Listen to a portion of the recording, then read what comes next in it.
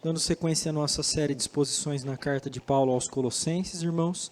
Agora, chegando ao finalzinho da carta, nós temos o sermão de hoje e mais um próximo para finalizar esses 4 capítulos da carta de Paulo aos Colossenses. Hoje, nós faremos a exposição dos versos de 2 a 6 do capítulo 4.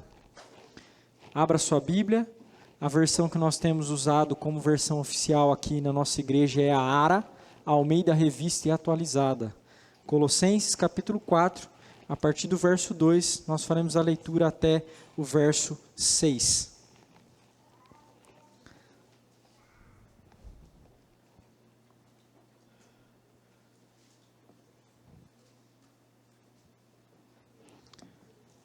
Diz assim a palavra de Deus: perseverai na oração, vigiando com ações de graças. Suplicai ao mesmo tempo também por nós, para que Deus nos abra a porta à palavra, a fim de falarmos do mistério de Cristo, pelo qual também estou algemado, para que eu o manifeste como devo fazer. Portai-vos com sabedoria para com os que são de fora, aproveitai as oportunidades. A vossa palavra seja sempre agradável, temperada com sal, para saberdes como deveis responder a cada um. Até aqui a leitura da palavra de Deus. Vamos orar mais uma vez, irmãos. Ó Senhor, estamos reunidos nesta noite como teu povo. E como teu povo carecemos que o Senhor confronte os nossos pecados, encoraje, Senhor, a nossa alma em nossas debilidades. Fortalece a tua igreja, Senhor, nesta noite. Ó Senhor, nós rogamos que o Senhor nos dê uma visão da centralidade do Evangelho na vida do cristão, bem como o Senhor deseja que o seja. E que nós, diante da glória e grandeza de Cristo Jesus, nosso Redentor, nos dobremos diante dele, para que tenhamos e experimentemos, Senhor, uma vida de profunda comunhão com o Senhor, bem como uma vida orientada pelo Evangelho de Jesus Cristo. Nós rogamos que o teu Espírito produza em nós, Senhor, arrependimento e santificação, para que vivamos de maneira agradável ao Senhor, cumprindo a tua palavra, obedecendo os teus mandamentos, Senhor, porque sabemos que fomos criados para tal e queremos assim o fazer. Que nesta noite, Senhor, mais uma vez o Senhor fale com o teu povo, como filhos amados, recebendo do Senhor a orientação que nos é necessária. Nós oramos em nome de Jesus. Amém. Como está a sua alma? Você realmente vai bem?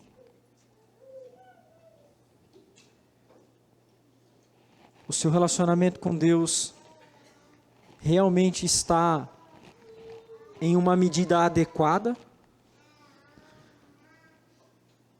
A sua alma anda fervorosa e anelando pelas coisas do Senhor? Os seus pensamentos se dirigem para as coisas do Senhor? Vejam, irmãos, milhares de pessoas que frequentam as igrejas nos cultos dominicais podem facilmente se enganar pela simples razão de estarem frequentando uma igreja ou de serem efetivamente membros de uma igreja local. É claro que a sua frequência na igreja e o uso dos seus dons no ambiente da igreja local é algo que sem dúvida deve pesar na leitura que você faz de si mesmo em relação a Deus. Obviamente, uma pessoa que não mantém frequência nos cultos, em particular nas atividades que se dão no dia do Senhor, no domingo, certamente é uma pessoa que não está bem. Não está bem. Mas o contrário disso, isto é, o fato de que você está aqui todos os domingos, também não é efetivamente um sinal de que tudo está bem. Milhares de cristãos frequentam as igrejas todos os domingos, mas têm uma alma capenga, vazia de Deus, e não mantêm uma relação íntima e profunda com Deus. Como então nós cristãos podemos, irmãos, identificar que o nosso zelo pelo culto e as nossas atividades exercidas no ambiente da igreja local não é meramente religiosidade? Como nós podemos avaliar o nosso coração, o estado da nossa alma? De acordo com o pastor americano Joel Bick, a oração é o termômetro da alma. A oração é o termômetro da alma. Por isso, entre outras coisas que podem ser avaliadas e contabilizadas, meus irmãos, para averiguar o real estado da sua alma, isto é, do seu coração, a oração é sem dúvida uma das práticas mais importantes que um cristão deve avaliar em si mesmo. O seu relacionamento com Deus é determinado e definido pela qualidade do tempo e do conteúdo da sua oração. Um cristão cuja vida é orientada pelo Evangelho é um cristão que ora, um cristão que vive e tem com frequência o hábito de estar na presença de Deus, de avaliar e de ter profunda comunhão com Deus, bem como de fazer a Cristo conhecido. Essas duas coisas, irmãos, são sem dúvida marcas muito importantes.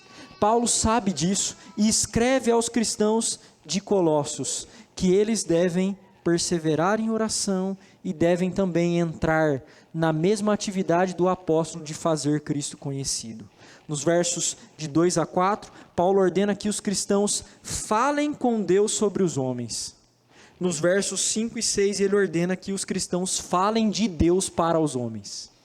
É exatamente isso que Paulo faz. E essas duas ordens, irmãos, dadas pelo apóstolo Paulo à igreja de Colossos, são também para nós, e são para nós marcas de uma vida orientada pelo Evangelho. Nós veremos exatamente o que isso quer dizer. Uma vida orientada pelo Evangelho tem algumas marcas. A primeira delas, nos versos 2 a 4, é que uma vida orientada pelo Evangelho é também uma vida orientada pela comunhão com Deus. Veja, mais uma vez, o que dizem os versos de 2 a 4. Paulo diz: perseverai na oração, vigiando com ações de graças. Suplicai ao mesmo tempo também por nós, para que Deus nos abra a porta à palavra, a fim de falarmos do mistério de Cristo, pelo qual também estou algemado, para que eu manifeste como devo fazer. O primeiro verso é a ordem para que eles orem. O segundo verso, irmãos, é uma das razões pelas quais os colossenses deveriam orar. Em primeiro lugar, Paulo diz que eles deveriam perseverar na oração. A linguagem usada pelo apóstolo sugere, irmãos, que os cristãos de Colossos deveriam ter uma vida marcada pela comunhão com Deus. Não é que eles orariam apenas quando estivessem na igreja ou quando estivessem juntos. Não, os cristãos de Colossos deveriam manter uma rotina, uma vida de oração. E além disso, eles deveriam vigiar com ações de graça. O que isso significa? Paulo sabe certamente, irmãos, que a oração é o meio que nós recebemos do próprio Deus para apresentar a Ele as nossas necessidades. Mas o cristão jamais deveria se esquecer de que ele é objeto da graça e da misericórdia de Deus. Ele deveria estar diante de Deus, não apenas para que Deus fosse para ele um tirador de pedido. Deus não é um tirador de pedido. Ele não é o seu garçom espiritual. Nós deveremos estar cheios de gratidão diante de Deus, desfrutando da comunhão com Deus, mais do que apenas fazendo os pedidos que nós podemos e devemos certamente fazer. Então, Paulo os lembra de que eles deveriam vigiar com ações de graça. Por que vigiar, irmãos?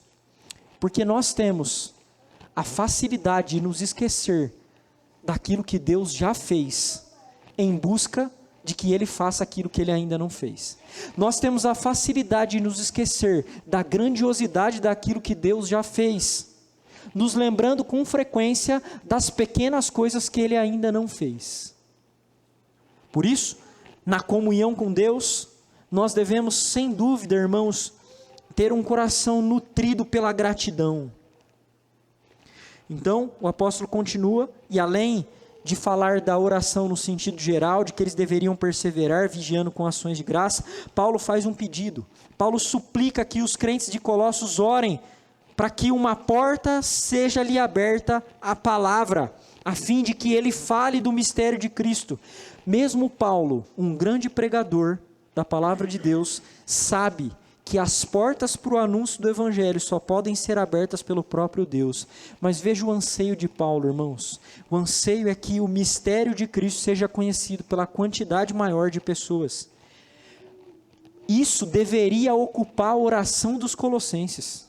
Os colossenses deveriam orar pela expansão do Evangelho, pela pregação do Evangelho, para que o mistério de Cristo fosse falado e descoberto. Paulo diz aqui, eu estou algemado pelo mistério de Cristo. Lembremos que ele está preso quando escreve Colossenses. E o verso 4, para que eu manifeste como devo fazer. Irmãos, mesmo Paulo pede aos colossenses que orem para que ele fale da maneira apropriada acerca do mistério de Cristo.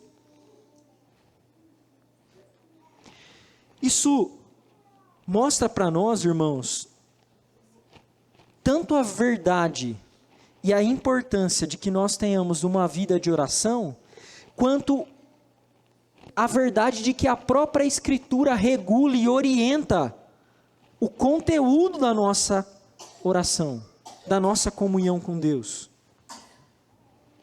Gosto muito do que um autor puritano chamado John Bunyan dizia. Ele dizia, ore frequentemente, porque a oração é o escudo da alma, um sacrifício a Deus e um açoite para Satanás. Repito, ore frequentemente, porque a oração é o escudo da alma, um sacrifício a Deus e um açoite para Satanás. Mas será que é qualquer oração que é realmente um escudo para a alma, um sacrifício a Deus e um açoite para Satanás? Eu penso que não, irmãos. A oração precisa estar enraizada no Evangelho para que ela seja exatamente essas coisas que o John Bunyan disse.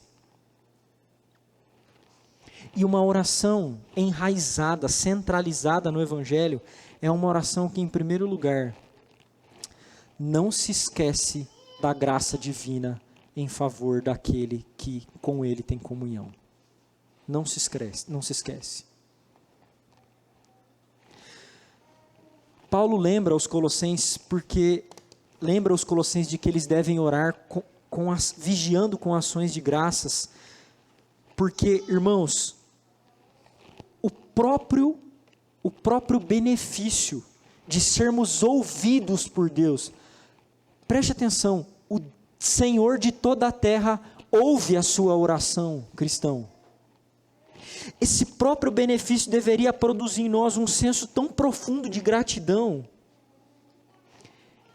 a ponto de que a gente reconhecesse a preciosidade dessa santa comunhão que Deus concede a nós, irmãos, por ter nos dado a vida eterna.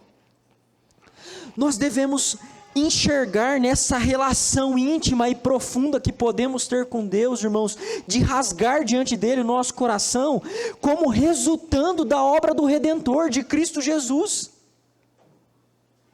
Entende como nós devemos nos achegar a Deus quebrantados, humilhados por sua graça, porque somos beneficiários de uma comunhão tão preciosa que não poderia ser comprada por nenhum de nós. Essa é uma oração centralizada no Evangelho. A oração que não chega a Deus como se Deus fosse um tirador de pedido. Senhor, eu estou aqui porque eu estou passando por essa situação. Sabe, irmãos, a Escritura diz que nós devemos apresentar diante de Deus todas as nossas súplicas com ações de graça. Sem dúvida, nós devemos apresentar tudo aquilo que nós estamos passando diante de Deus. Mas não deixe o seu coração te enganar. Deus é bom quando Ele te diz não. Deus é bom quando Ele não atende aquilo que você pediu. Por que eu oro então, pastor? Pelo simples fato de desfrutar da comunhão com Ele. Uma oração centralizada no Evangelho também é diferente de outros tipos de orações, porque, irmãos, quando nós oramos, nós devemos nos lembrar o seguinte: os nossos pedidos diante de Deus, eles são reveladores dos nossos amores. É fácil, aquilo que você mais ora é certamente aquilo que você mais ama. Talvez você diga, nossa, eu amo meus filhos, minha família, meu esposo, minha esposa. E é errado orar sobre essas coisas? É claro que não, irmãos. Mas quando essas coisas suplantam a nossa oração por coisas que a Escritura orienta, então isso é sintomático de uma doença espiritual.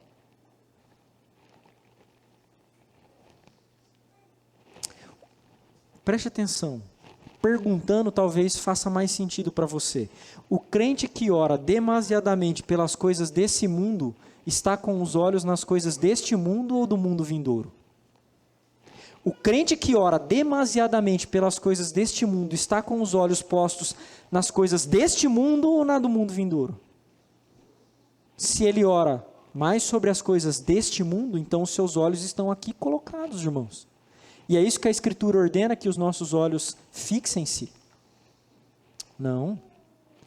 As nossas orações são reveladoras dos nossos amores, e talvez os nossos amores estejam desordenados, irmãos.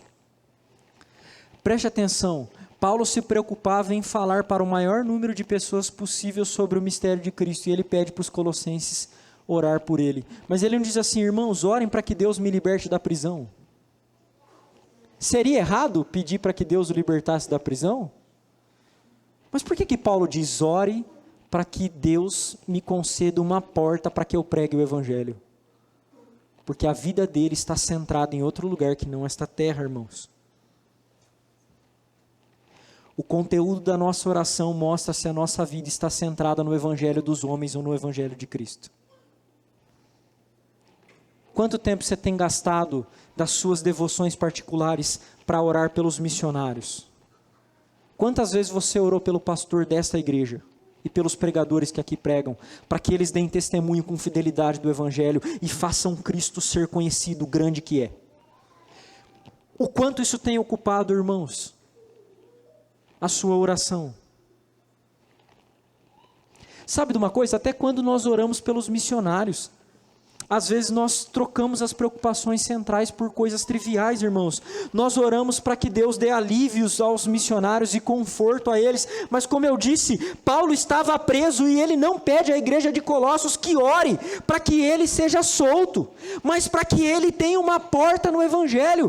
Os seus joelhos estão sendo dobrados para quê? Para orar e clamar pelos missionários fazerem o quê? Terem uma vida mais confortável? É isso? É isso, irmãos? Ou para que as pessoas se dobrem diante da pregação do Evangelho? É triste saber que em muitos lugares em que há missionários, não há pregação fiel do Evangelho, e a igreja não se entristece por isso, porque ela está centrada em fazer obra social e não em pregar o Evangelho. Você entende porque o conteúdo das nossas orações são banais, irmãos? São banais, eles têm a ver com essa vida. Eles têm a ver com a cura de alguém que está passando por uma enfermidade, ao invés de ter a ver com a saúde da alma do indivíduo que precisa se arrepender e crer. Nós olhamos para os missionários, nossa, que o Senhor ajude você a criar os seus filhos num país difícil. Não, que o Senhor abra as portas para que mais e mais pessoas conheçam o mistério de Cristo. É isso que Paulo está dizendo que nós devemos orar, irmãos. E se a gente não está orando por isso, isso é sintomático. Nós estamos centrados em outra coisa que não o Evangelho de Jesus Cristo. Entende? Não basta orar. Você pode passar orando horas pelas coisas do seu ego, para que Deus continue massageando o seu ego. Não, o conteúdo da nossa oração é revelador, irmãos. E sabe de uma outra coisa que é preciso falar hoje? Se você é um crente que não tem uma vida de oração, então a primeira coisa que você precisa saber é que a sua alma não vai bem, cristão. Se você não tem uma vida de comunhão com Deus, você precisa saber, a sua alma não está bem. Não se engane porque coisas boas têm acontecido com você por causa da graça e da misericórdia de Deus. A sua alma não está bem, a não ser que o Dr. Joel Bick está errado quando ele diz que a oração é o termômetro da alma. Talvez você agora se justifique assim, não, mas eu oro sim, pastor, eu oro quando eu estou fazendo diversas atividades lá na minha casa, quando eu estou lavando louça, quando eu estou lavando quintal, quando eu estou fazendo alguma atividade do trabalho, eu oro. durante esses momentos. Mas esse aqui não é o tipo de oração que Paulo está dizendo, irmãos. O tipo de oração que Paulo está dizendo que os cristãos de Colossos devem fazer é uma oração frequente e exclusiva. Que você não a faz quando você está fazendo outras coisas. Note que a comunhão com Deus deixou de ser prioritária. A gente coloca ela como um adendo em qualquer outra atividade que a gente está fazendo, irmãos. É claro que a gente pode fazer esses tipos de oração, mas se a sua comunhão com Deus tem dependido só desses adendos do seu dia a dia, então a sua alma não está bem. O tipo de oração que Paulo está dizendo aqui é aquela que ecoa o ensino de Jesus lá em Mateus 6,6, que diz: tu, porém, quando orares, entra no teu quarto e fechada a porta, orarás ao teu pai que está em secreto, e teu pai que vem em secreto te recompensará. O indivíduo entra no quarto para orar, ele orará, ele não está fazendo outras coisas e ora enquanto está fazendo outras coisas. Faça isso, sem dúvida, mas não faça isso e diz: eu tenho uma vida de oração, porque é mentira.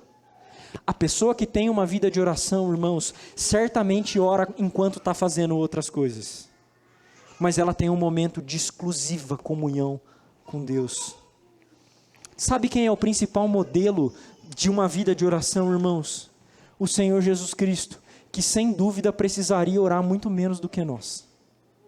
Mas ele se retirava e tinha longas horas a sós com Deus. Ele não podia fazer isso, considerando o potencial de inteligência que tinha, de estar falando uma coisa e pensando em outra. Ele não podia orar a Deus sem se retirar, sem se isolar para ter um momento de comunhão. Mesmo entre os discípulos, irmãos, o texto que nós lemos na liturgia, quando ele diz: vigiai e orai, para que não caeis em tentação. Mesmo naquele texto, ele deixou os três de lado e foi orar ao Pai, ele e o Pai. E nós, crentes super espirituais, oram quando estão lavando louça. Entende que o Evangelho está sendo um adendo na tua vida de comunhão com Deus, irmãos. A nossa vida precisa ser orientada por uma comunhão profunda com Deus. Não deixe de fazer as suas breves petições, mas não diga que você tem uma vida de oração, porque você estava fazendo um monte de coisa e durante isso você estava orando.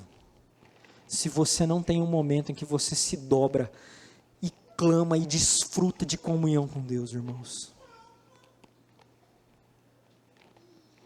A primeira lição que Paulo nos dá é que uma vida que tem uma marca do Evangelho é uma vida orientada pela comunhão com Deus. A segunda lição agora nos versos 5 e 6 é uma vida orientada para fazer Cristo conhecido. Veja o que o apóstolo diz aos Colossenses nos versos 5 e 6. Portai-vos com sabedoria para com os que são de fora. Aproveitai as oportunidades. A vossa palavra seja sempre agradável, temperada com sal, para saberdes como deveis responder a cada um. Preste atenção numa coisa, irmãos. Os cristãos, na mentalidade do apóstolo Paulo, não é um grupo que deve se deslocar do mundo, eles estão no mundo. Eles estão vivendo o dia a dia com aqueles que são de fora. Quem são os de fora aqui?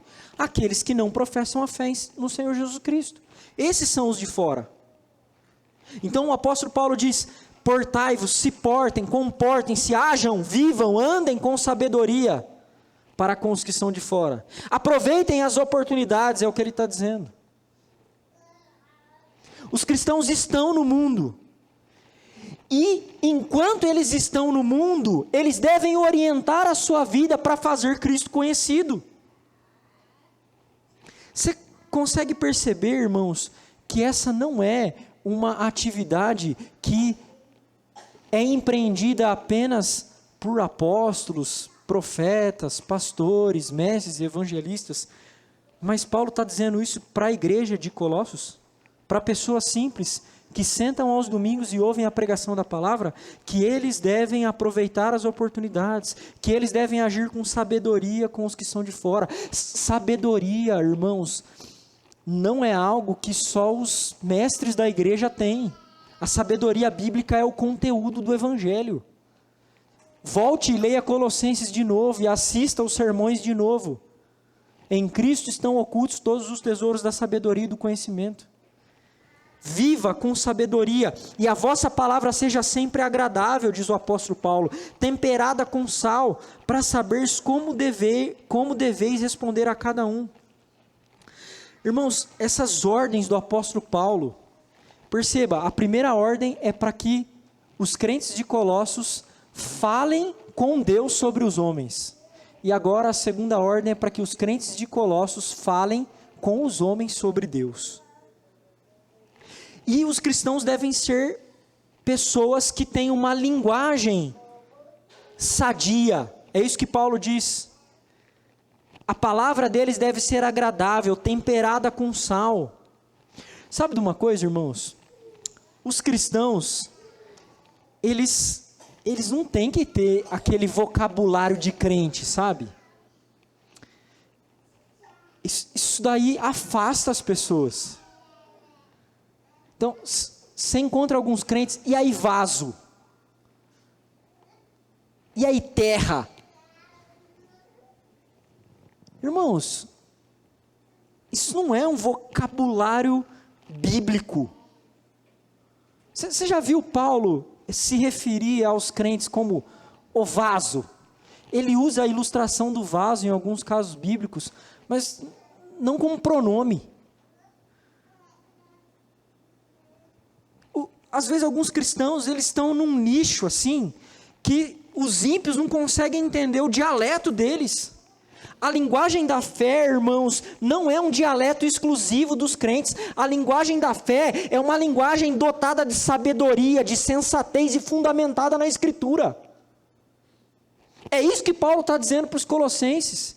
Esse tipo de trejeito, de linguagem evangeliquez, afasta as pessoas. Mostra que os cristãos são tolos, não que eles são sábios. A linguagem deles deve ser temperada com sal, uma ilustração para preservação, para algo que é gostoso. Já comeu uma comida sem sal? Não é ruim? Especialmente se a gente estiver falando de um salgado. Então, o cristão não é alguém, irmãos, que não sabe falar de nada mais. Ele sabe falar de outras coisas, ele sabe falar da vida profissional na perspectiva do Evangelho de Jesus Cristo, à luz da Escritura. Ele sabe falar de ganhar dinheiro à luz do Evangelho de Jesus Cristo. Ele sabe falar de criação de filhos. Ele sabe falar de passar por uma enfermidade.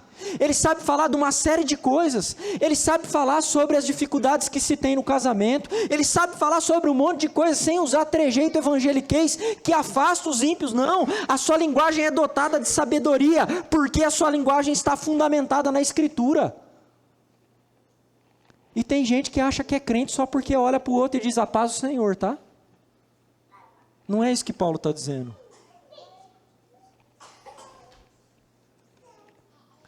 Além disso, irmãos, note que o apóstolo Paulo diz aqui que o cristão que tem uma vida orientada pelo Evangelho, ele aproveita as oportunidades. Essa expressão aproveita as oportunidades, no texto grego, é literalmente, compre o tempo.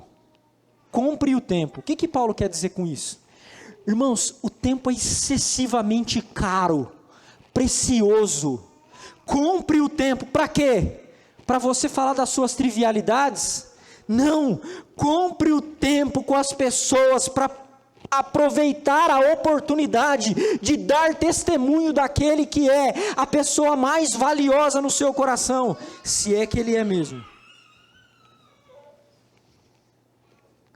Com quantas pessoas você tem aproveitado bem as oportunidades para falar de quem é Cristo e do que Ele fez?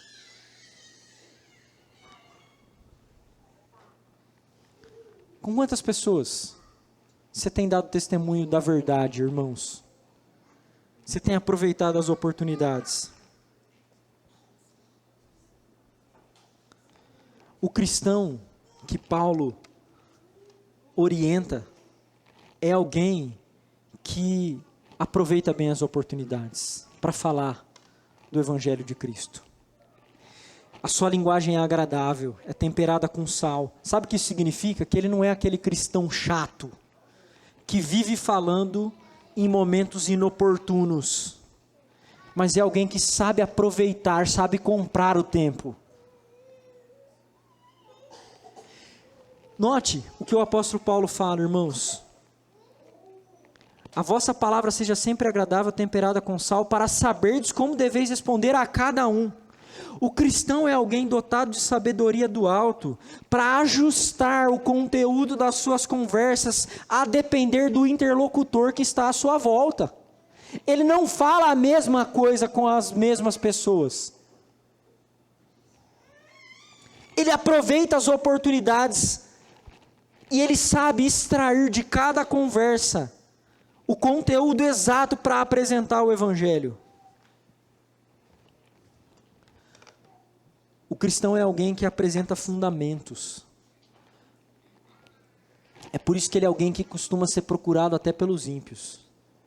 Meu irmão, se todo mundo no seu trabalho sabe que você é um cristão, e quando eles têm uma dificuldade, não é a você que eles procuram, tem alguma coisa errada com você. Tem alguma coisa muito errada. A pessoa não encontra sabedoria em você do alto.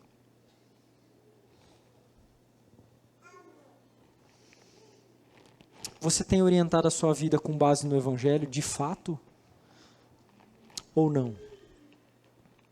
Você tem vivido para ter comunhão com Deus e para contar sobre Deus para as outras pessoas? Sabe, irmãos, Paulo não está dizendo isso aqui para os líderes de Colossos. Ele está dizendo isso para a igreja. O Evangelho não é um acessório, irmãos. Ele não é um acessório que a gente deixa aqui do lado para usar de vez em quando. Ele orienta a nossa vida. Ele é a razão pela qual nós vivemos. É a razão pela qual nós trabalhamos. É a razão pela qual nós estamos na igreja. É a razão pela qual nós vivemos uma vida familiar nos moldes de Deus. A nossa vida precisa ser completamente orientada pelo Evangelho. Completamente orientada pelo Evangelho. Senão você é um cristão que vive uma vida sem o propósito cristão de viver.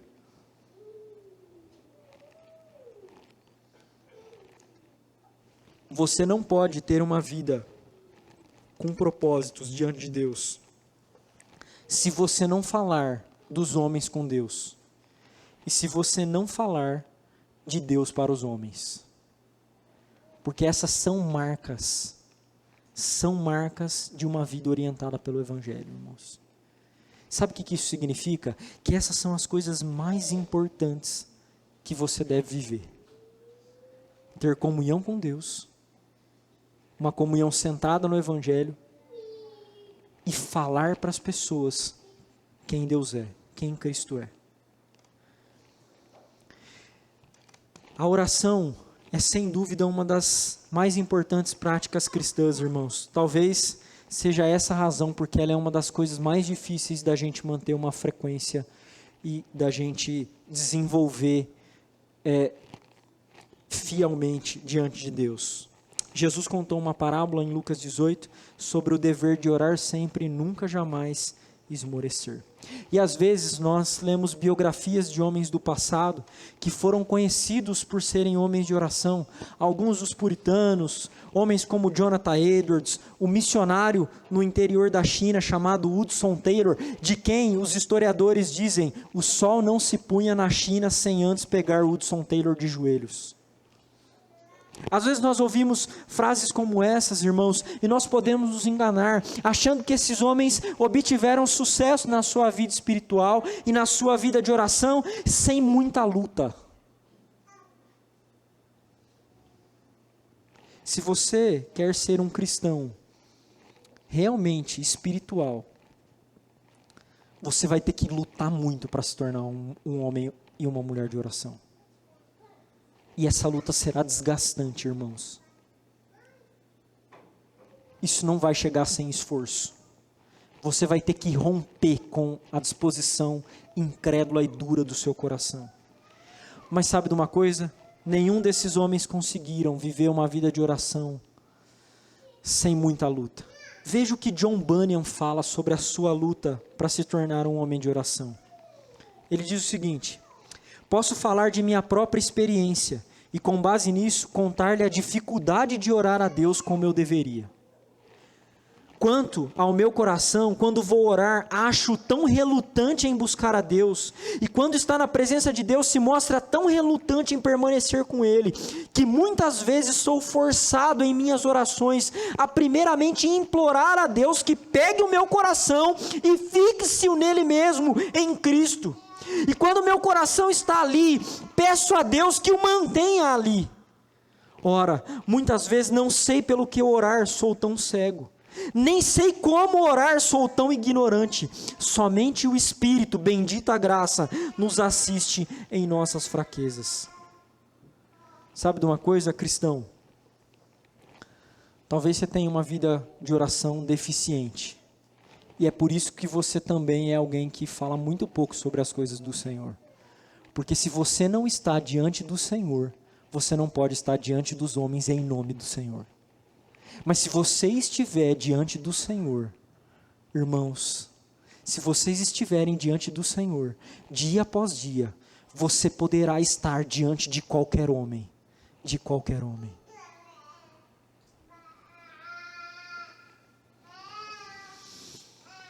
Sabe de uma coisa? Às vezes nós que somos calvinistas e acreditamos na soberania de Deus, nós acabamos justificando a nossa frieza com base na soberania divina. Bruno falou disso hoje de manhã aqui. Eu não consigo ser um homem e uma mulher de oração porque Deus não quer. Mas isso é estranho à fé calvinista, irmãos. Nenhum calvinista do passado jamais chegou a essa conclusão. Na verdade, eles reconheciam a frieza da alma e lutavam com Deus como Jacó fez em Peniel. Irmãos, nós precisamos lutar, porque senão a frieza vai domar a igreja. Nós precisamos lutar contra essa disposição maldita do nosso coração.